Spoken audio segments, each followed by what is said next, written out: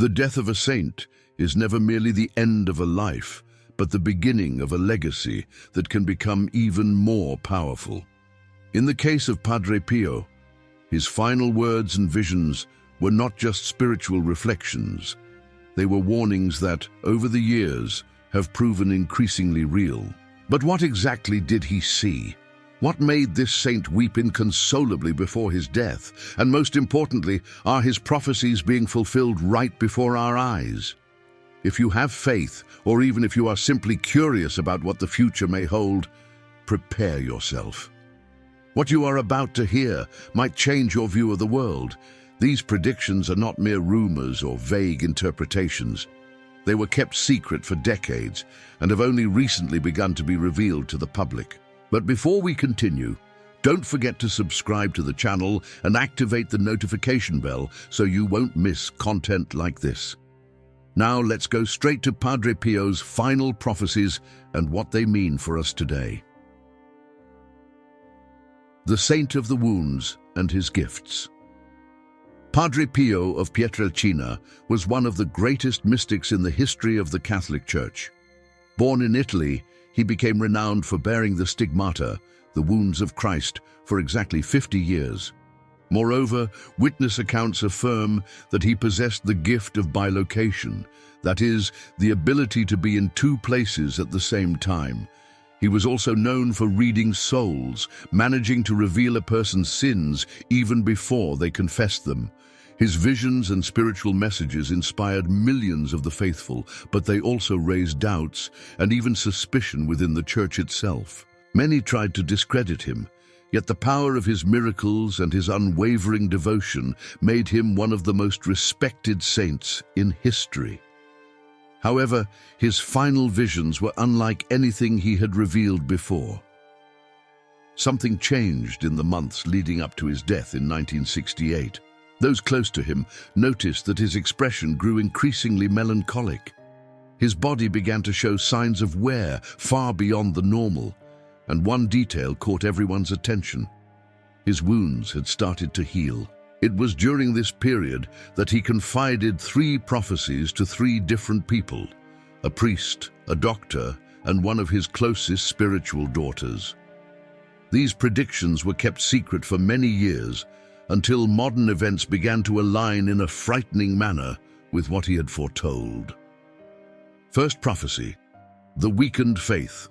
The first revelation of Padre Pio was reported by the exorcist Padre Gabriele Amorth, who knew him well. According to him, Padre Pio spoke of a time when churches would be full, but not with true faith. Many would attend temples merely to maintain appearances, pretending to seek God, while in reality, they were only concerned with their own interests. This prophecy touches on one of the greatest challenges facing the Catholic Church today: the loss of authentic faith. According to Padre Pio, the sign that this prophecy was coming to pass would be the growing questioning of the real presence of Christ in the Eucharist. For centuries, the Church taught that the consecrated host truly becomes the body and blood of Christ, a mystery called transubstantiation. However, recent studies show that fewer and fewer Catholics believe in this fundamental truth of the faith. In many countries, the number of the faithful who see the Eucharist merely as a symbol now surpasses those who still believe in the miracle of the real presence. If we consider the meaning of this prophecy, we realize that it is not just a simple change in belief. Padre Pio foresaw that when faith in the Eucharist began to vanish, it would signal that the Church was entering a great spiritual crisis, a crisis that would render people vulnerable to the darkness that was to follow. And that darkness is precisely the theme of his second prophecy. Second prophecy: the Great Darkness. Padre Pio's second vision was confided to a doctor who was by his side during his final days. According to him, an unprecedented event would strike the earth, a darkness that would last for 3 days. But this darkness would not be solely physical.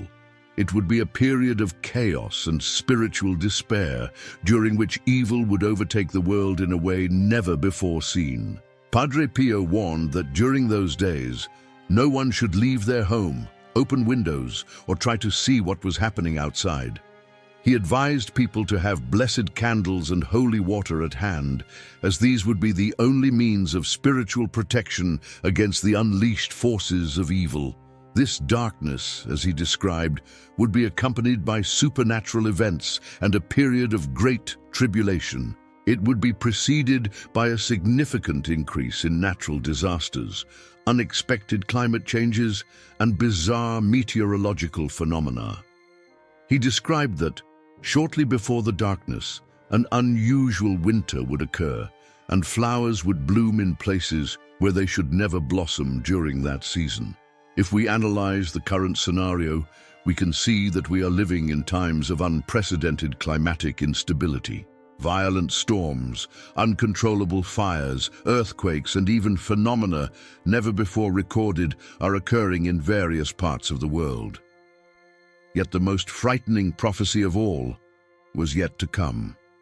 The one that spoke about the future of humanity and what science would do with the knowledge it has amassed. Third prophecy, the deception of science. A few days before his death, Padre Pio confided his final prophecy to one of his most faithful spiritual daughters, Lucia Montana. He called this vision the Great Warning. According to him, the science of the future would become so advanced that man would begin to believe he no longer needed God. He predicted a time when scientists would claim to have all the answers, while completely ignoring the most important one of all, the existence of the soul. Padre Pio spoke of a moment when humanity would start to manipulate divine creation. He described a time when human beings would be generated without the need for natural conception, and when scientists would attempt to create life without female involvement. Moreover, he warned of the arrival of a time when machines would become so advanced that they would be mistaken for human beings themselves. Today, we witness the advancement of artificial intelligence, genetic editing, and even experiments with artificial wombs. Some scientists are already talking about creating life in a completely artificial manner, without the need for a human egg. The connection with Padre Pio's prophecy is undeniable. But what can we do in the face of these revelations? How to prepare spiritually? In light of Padre Pio's prophecies, one question becomes inevitable. What can we do? If everything he predicted is coming to fruition before our eyes, how should we act to protect ourselves and maintain our faith? First of all, Padre Pio never shared his visions to incite panic or despair. On the contrary, he always emphasized that prayer and trust in God were the keys to facing any tribulation. He did not want people to live in fear of the future, but to strengthen themselves spiritually so they could face it with courage. The saint left clear instructions for those who wish to prepare. These are simple practices, yet extremely powerful. Let's take a closer look at each of them. 1. Confession and the sacraments. Padre Pio always stressed the importance of confession and the Eucharist. He said that confession was the washing of the soul, something indispensable for anyone who wishes to remain in a state of grace. He recommended that the faithful confess frequently, so they would always be spiritually prepared. Furthermore, he reinforced that the Eucharist was the greatest nourishment for the soul. Receiving the body of Christ with faith and devotion was, in his view, the most secure way to strengthen oneself against the forces of evil. Many witnessed that Padre Pio could see into people's souls and knew when someone was in sin. He said that Satan did everything in his power to keep the faithful away from the sacraments, for he knew that a soul strengthened by confession and communion was a soul that was protected. Therefore, if there is something we can do in the face of these prophecies, it is to draw ever closer to the sacraments.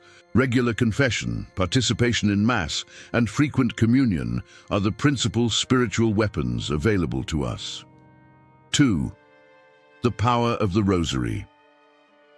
Another constant recommendation from Padre Pio was the prayer of the Holy Rosary. He referred to the Rosary as a powerful weapon against Satan. Many attested that throughout his life he would pray several rosaries each day. Padre Pio taught that the Rosary was a simple yet extremely effective prayer.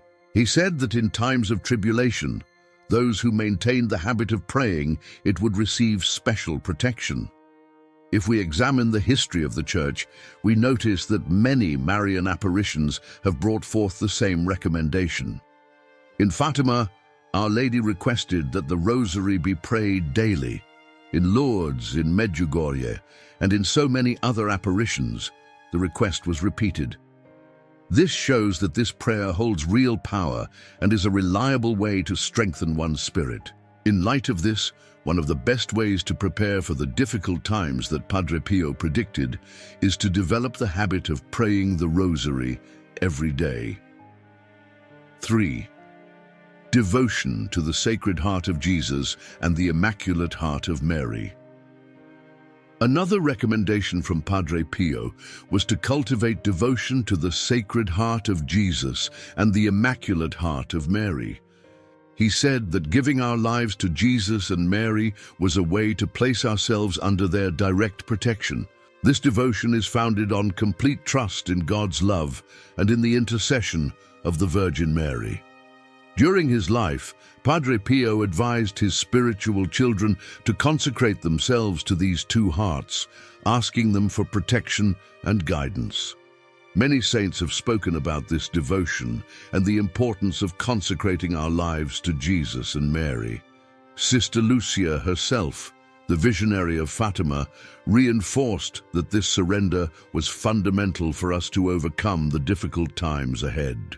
If we wish to follow Padre Pio's advice, we must cultivate this devotion in our lives, always asking for the protection and intercession of the Sacred Heart of Jesus and the Immaculate Heart of Mary. 4. The protection of holy water and blessed candles. Padre Pio also recommended that all the faithful keep certain items for spiritual protection in their homes. Holy water. He stated that holy water was a very powerful sacramental, capable of driving away evil forces. He advised people to use it daily by making the sign of the cross with it and sprinkling it throughout the rooms of their homes. Blessed candles. Padre Pio mentioned that in times of darkness, blessed candles would serve as a source of light and protection. He recommended that the faithful always keep some at home, as they would be of great importance during moments of trial. These objects are not amulets or mere superstitions. They are sacramentals of the Church, visible signs of faith that help strengthen the spirit and provide spiritual protection. 5. Living in trust and in the love of God. Finally, Padre Pio always emphasized that the most important thing of all was to live in trust and in the love of God. He said that fear was a weapon of the enemy used to weaken the faith of Christians. His most famous advice was, "Pray, hope, and don't worry. Worry is useless. God is merciful and will hear your prayer." This phrase sums up his entire spirituality. He wanted people to understand that God is always in control and that, regardless of the hardships that come, he never abandons his children. Even though Padre Pio's prophecies may seem frightening, they should not be a cause for despair. On the contrary, they should serve as a warning for us to prepare spiritually and draw even closer to God. The final triumph. It is important to remember that all the great tribulations throughout history have always been followed by periods of spiritual renewal. Padre Pio foresaw a time of trials, but he also saw a time of conversion and the triumph of light over darkness. The final message he left was not one of fear, but of hope. He believed that after all the difficulties, the Church would undergo a great renewal, and that those who remain steadfast in their faith will witness God's glory manifest even more intensely. In light of this, The best thing we can do is not to live in a state of panic, but rather to strengthen our faith, prepare ourselves spiritually, and trust in divine mercy. If you feel that this content is important, share it with friends and family. Many people are confused and without direction, and perhaps this message can help them find a path to hope. Now, the choice is yours. Ignore these signs or prepare with faith and trust. What do you decide? Padre Pio's prophecies were not a decree of condemnation, but a call to conversion. He warned us not to be afraid, but to seek God more earnestly. In times of uncertainty, faith must be our fortress. May his message inspire us to live in prayer, trusting in divine love. Padre Pio showed us that no matter how dark the times may be, Christ will always triumph. Pray, hope, and don't worry. That is the key to weathering any spiritual storm. Share this message and keep the flame of faith burning.